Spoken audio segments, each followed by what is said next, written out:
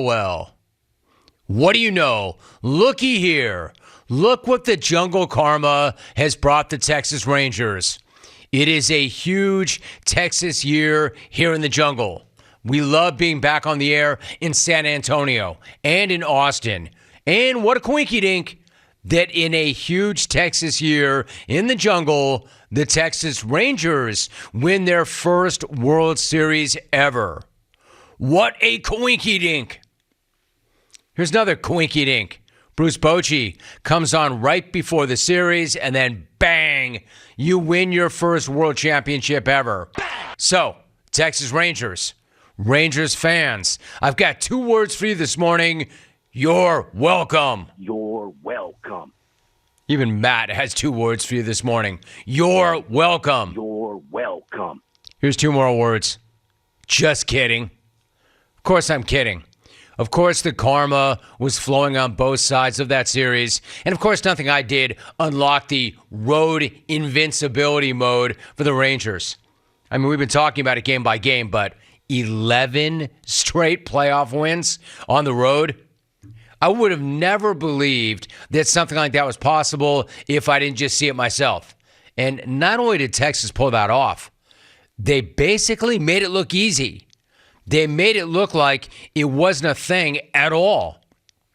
Winning 11 in a row on the road, including 3 in a row in Phoenix, in the World Series is a pretty epic way to win your first ever World Series. Pretty epic way to get the number on Hedgie's ass to 0. Hedgie, what's the number on your ass right now? 0 is the number on his ass right now.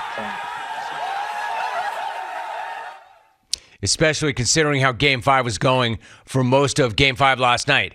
Ancient history right now, but for most of that night, the Rangers did not even have a knock. Couldn't even get a hit. So mad props to Zach Gallen for going out and pitching the best game of his life with the World Series on the line and their backs up against the wall.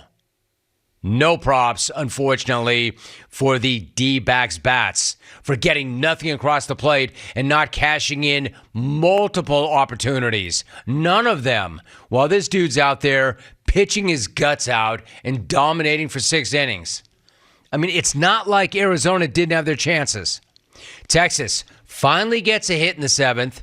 And, of course, the dude to break up the no-no was none other than the eventual World Series MVP, Corey Seager. And yes, he earns a full government today. That's what happens when you become the 4th player ever to win 2 World Series MVPs. That's what happens when you join any list where the only other members are Sandy Koufax, Bob Gibson, and Reggie Jackson. And he did it for 2 different teams. I mentioned yesterday how Seager had more home runs in the same number of postseason games than even Mr. October. Reggie.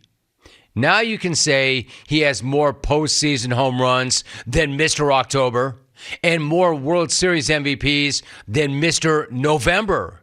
Derek Jeter. Is that any good? You have to ask Reggie.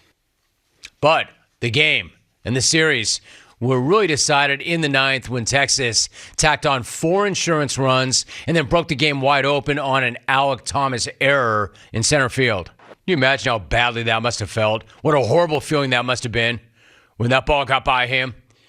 Nothing more humiliating anyway than have a ball get by you and then have to turn around and run and chase it down to the warning track. But in that situation, got to feel for him.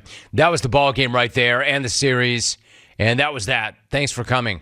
The D-backs have been solid all month long, but they left a couple of defensive plays out there in the last 2 games, and ultimately it hurt them badly.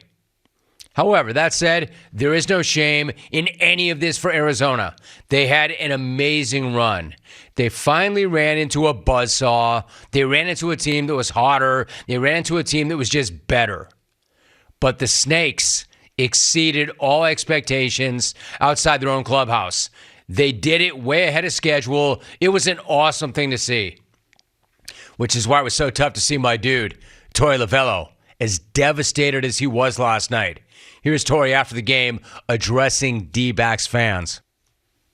My man, Apology not accepted. You've got nothing to apologize for, nor did you do anything wrong. You're wrong. You did do your job. You did your job ridiculously well. And the fans had better appreciate it because they've got one of the best managers in baseball. And that was true before the season, and it could not be any more obvious than it is right now. So you get to do whatever the hell you want to do, my man, even in defeat. Even if what you want to do is a little bit unusual. Pretty awesome, actually. My man, you can do whatever the hell you want. You earned it. You want to go on another bender, do that. You want to go sit in the woods and suck your thumb and suck down ice cream, do that. It actually sounds pretty awesome. Except that part about camping. And that part about sucking your thumb. And that part about vanilla ice cream.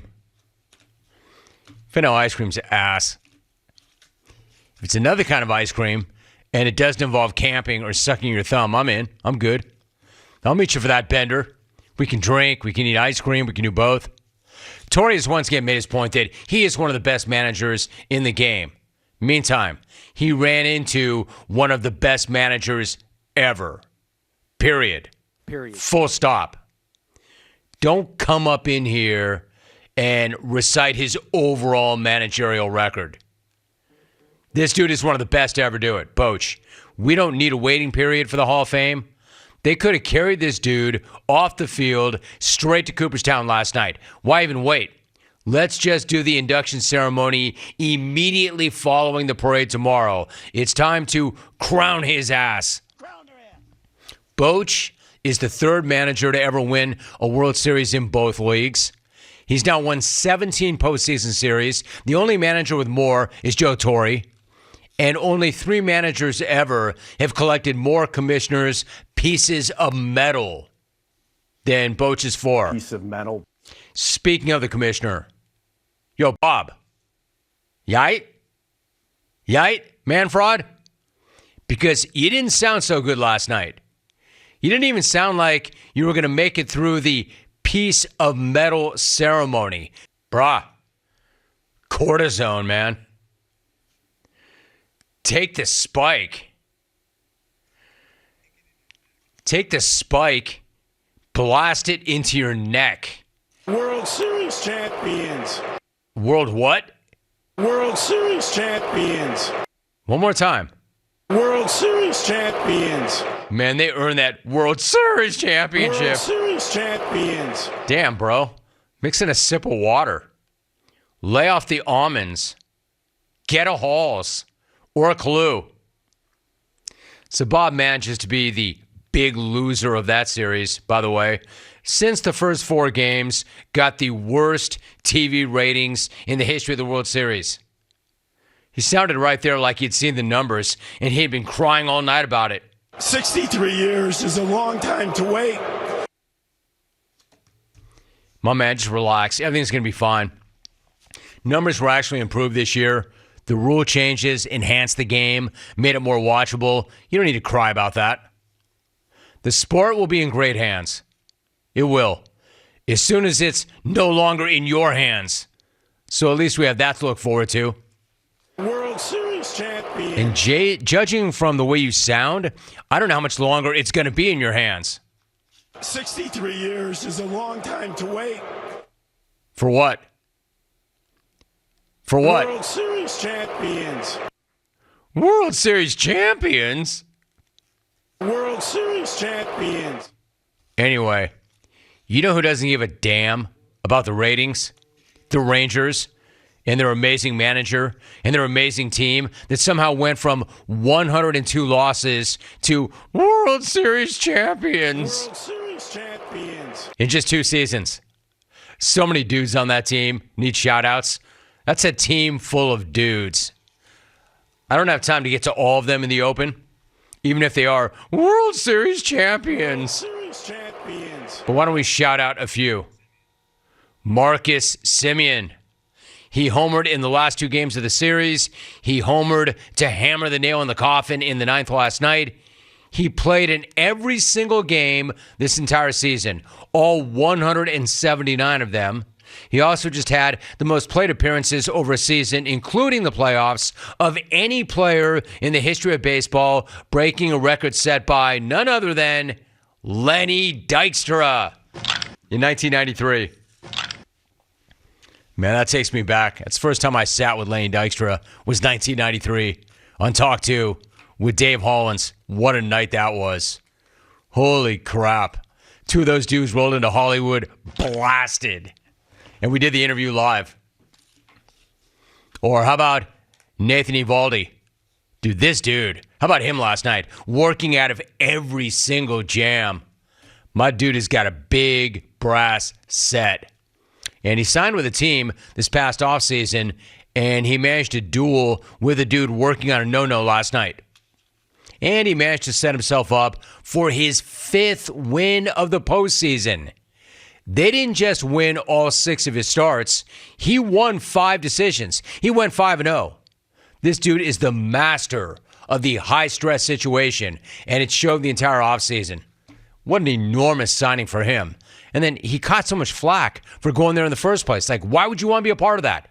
Why are you going to a team that barely won 60 games? That's why. Also, what about Will Smith? Why do you even ponder signing with the Rangers?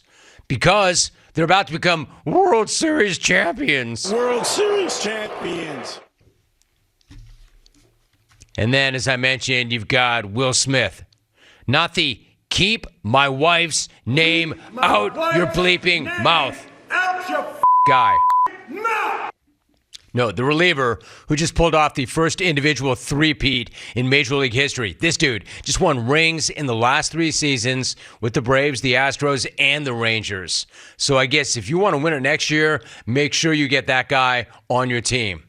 I mean, I could keep going and going, but I think by now you understand this. You get the point. Special team, special manager, special season, and I haven't even gotten to the most impressive part of all. The most impressive part of all, you want to talk about overcoming adversity. They talked about that a lot. We overcame every challenge. We overcame every adversity. We overcame every injury. We overcame everything. Yet left unsaid was the biggest adversity they overcame and fought through.